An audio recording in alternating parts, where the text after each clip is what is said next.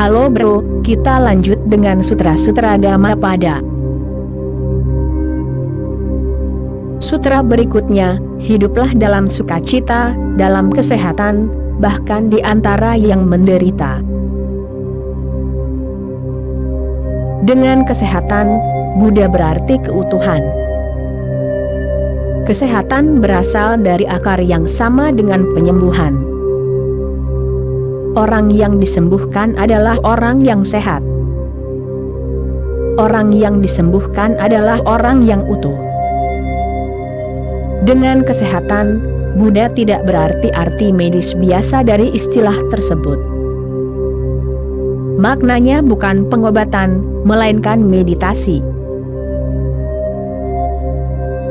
Meskipun dirimu akan terkejut mengetahui bahwa kata meditasi dan medicine, keduanya berasal dari akar yang sama. Medicine atau obat, menyembuhkanmu secara fisik, meditasi menyembuhkanmu secara spiritual. Keduanya adalah proses penyembuhan, keduanya membawa kesehatan. Tetapi Buddha tidak berbicara tentang kesehatan tubuh, dia berbicara tentang kesehatan jiwamu. Jadilah utuh, jadilah total. Jangan terpecah-pecah, jangan terbagi. Jadilah individu, secara harfiah, tak terpisahkan, satu bagian. Orang-orang bukanlah satu bagian, mereka adalah banyak fragmen, entah bagaimana menyatukan diri mereka sendiri. Mereka bisa hancur kapan saja. Mereka semua Humpty Dumpty, hanya kumpulan dari banyak hal. Setiap situasi baru, setiap bahaya baru, setiap ketidakamanan, dan mereka bisa hancur. Istrimu meninggal atau dirimu bangkrut, atau dirimu menganggur, apapun bisa menghancurkanmu. Perbedaannya hanya derajat. Seseorang mendidih pada 98 derajat, seseorang pada 99, seseorang mungkin 99,9 derajat, tetapi perbedaannya hanya derajat, dan hal kecil apapun bisa mengubah keseimbangan. Dirimu bisa menjadi gila kapan saja, karena di dalam dirimu sudah ada kerumunan. Begitu banyak keinginan, begitu banyak mimpi. Begitu banyak orang yang hidup di dalam dirimu. Jika dirimu perhatikan dengan saksama, dirimu tidak akan menemukan satu orang di sana, melainkan banyak wajah, berubah setiap saat.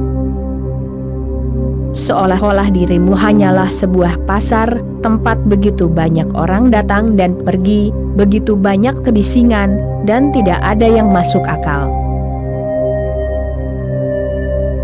Dirimu bisa bermimpi, hanya jika dirimu banyak. Dirimu bisa bermimpi, hanya jika dirimu memiliki banyak keinginan. Mimpi adalah produk sampingan dari keinginan. Apa yang dirimu inginkan di siang hari, dirimu impikan di malam hari. Mimpi adalah mabuk, sesuatu yang tersisa tidak lengkap di siang hari, yang harus diselesaikan. Pikiran adalah seorang perfeksionis, ia ingin mencoba, dengan segala cara yang mungkin, untuk menyelesaikan sesuatu. Di jalan dirimu melihat sebuah restoran yang indah, tetapi dirimu sedang terburu-buru. Dirimu pergi untuk suatu pekerjaan, dan dirimu tidak bisa memasuki restoran tersebut. Dan bau serta warna makanannya begitu mempesona, dan dirimu ingin masuk tetapi dirimu tidak bisa. Dirimu akan bermimpi tentang restoran tersebut. Dirimu harus bermimpi hanya untuk menyelesaikan seluruh proses, sehingga mimpi itu hilang, dan tidak lagi bergantung pada dirimu. namun mimpimu akan mencerminkan kegilaanmu. Orang waras tidak bisa bermimpi, tetapi yang aku maksud dengan orang waras adalah orang yang bersinar, seorang Buddha. Yang aku maksud dengan waras bukanlah apa yang dirimu maksud dengan kata itu. Bagimu, orang gila berada di rumah sakit jiwa, dan semua orang di luar waras, bukan itu maksudnya. Dinding rumah sakit jiwa tidak memisahkan orang waras dari orang gila. Ada orang gila di dalam, dan ada orang gila di luar. Orang-orang yang berada di luar belum tertangkap, atau mungkin mereka masih dalam batas perilaku normal. Setidaknya di permukaan, mereka bisa mengatasinya. Di lubuk hati terdalam mereka mungkin gila. Mimpimu akan mencerminkan dirimu. Siapa lagi yang bisa dicerminkan oleh mimpimu? Mimpimu adalah kunci. Melalui mimpimu, banyak hal bisa diketahui tentang dirimu. Seluruh psikoanalisis bergantung pada mimpimu untuk mendapatkan petunjuk. Saat dirimu terjaga, dirimu tidak bisa dipercaya. Apa yang dirimu katakan tentang dirimu menipu. Dalam mimpi, dirimu lebih polos, karena tidak ada yang bisa dikendalikan dan ditekan. Hati nurani tertidur lelap, moralitas hilang.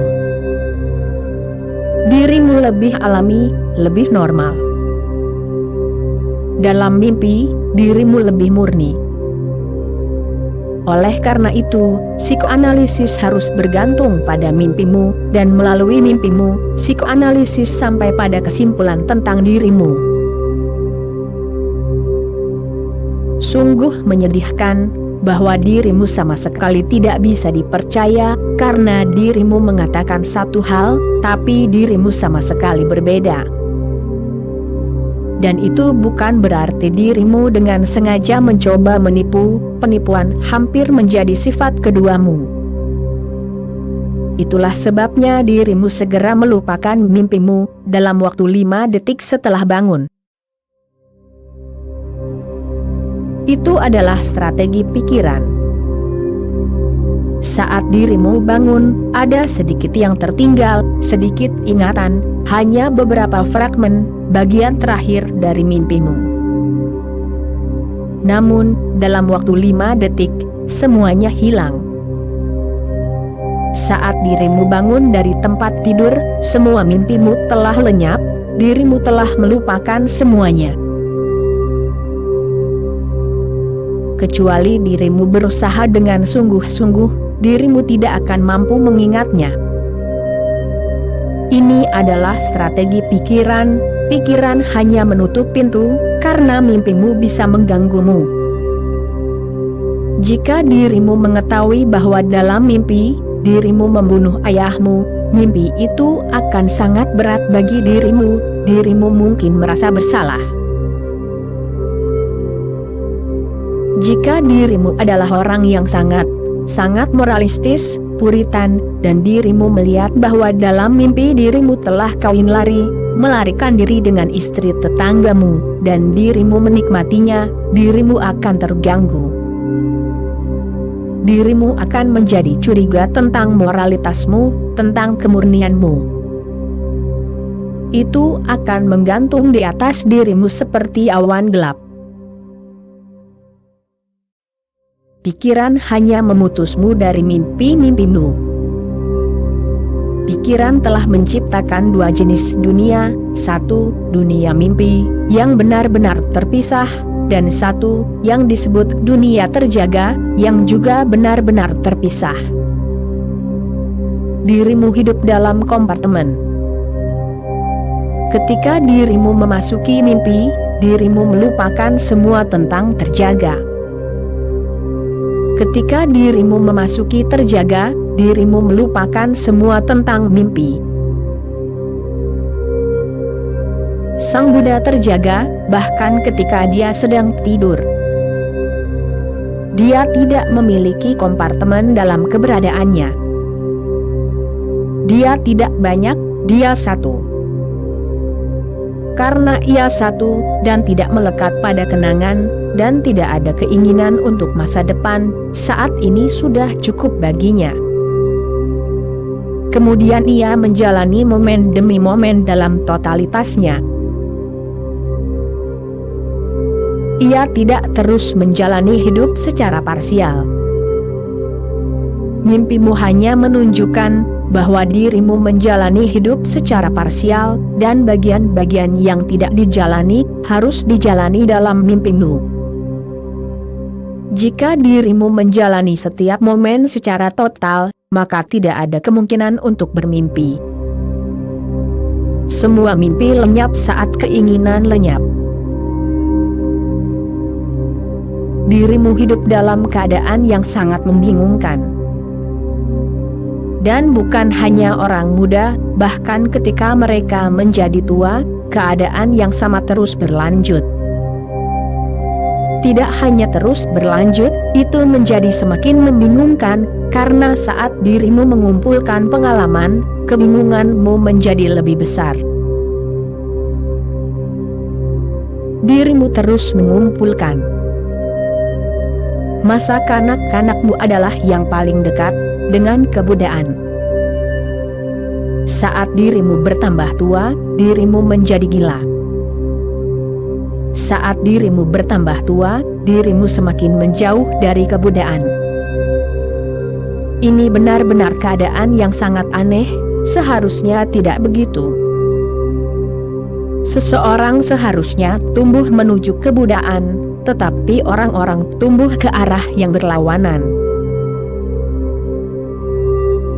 Buddha berkata, hiduplah dalam sukacita, dalam kesehatan, bahkan di antara yang menderita. Ini adalah sutra yang sangat penting untuk diingat. Terlebih lagi karena para misionaris Kristen menciptakan pendekatan yang sepenuhnya salah terhadap kehidupan. Mereka berkata, ketika ada begitu banyak kesengsaraan di dunia, bagaimana kau bisa bersuka cita? Oke bro, itulah kutipan ceramah kali ini bro, kita sambung lagi nanti bro. Terima kasih bro.